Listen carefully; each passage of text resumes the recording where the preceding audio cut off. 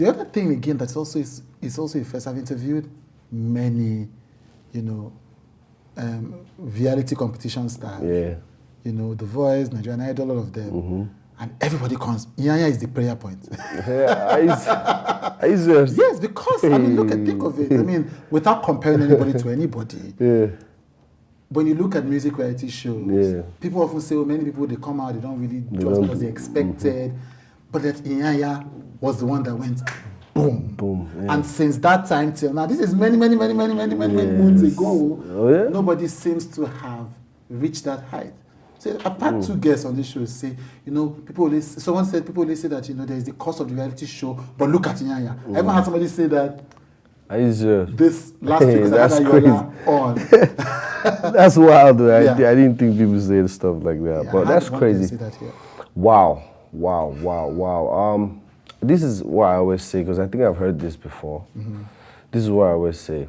Before I won Project Fame, I was praying for a platform. I wanted to be heard so bad. Like, it was so crazy that I'd rehearse, receiving speeches. Those kind of people in my house, they thought I was a crazy guy. Like, my dad was calling my mom saying, this guy has lost it. So I immediately, God gave me Project Fame. I was like, that's it. I'm not stopping. That's it. That's all I wanted.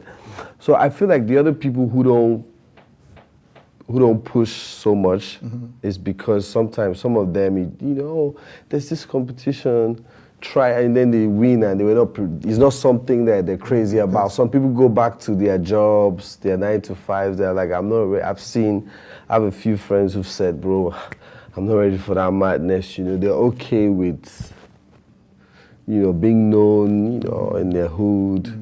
They're not ready for the madness, But I always said to God, if once I get this platform, I'll take this off. Where do you think the energy for you to do it came from? I'll say challenges, growing up and stuff. I had to find a getaway. I had to find a way to just, be creative and be at peace with my mind. So music was my savior. Right. It started with going to church, performing at church, ministering and all of that. Church was the beginning of everything. Right. When you say challenges, what were the challenges that you were having to deal with that made music necessary as an escape? Well, when you grow up in a family, a separated family, your mama, so you just, you're here, your mom is mad about something your dad did, your dad is mad about something your mom did.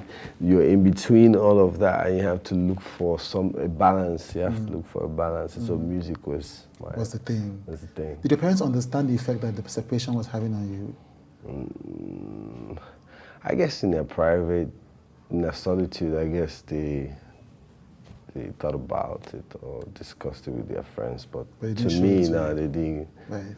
Yeah, but they were responsible parents anyway. So they took charge of their responsibility. Yeah, they did. Yeah. But they just didn't know how to communicate. There was no emotional connection like that with my dad, especially, because my dad was always like, "Hey, what do you want? I'm out." Yeah, but my mom changed everything. Yeah.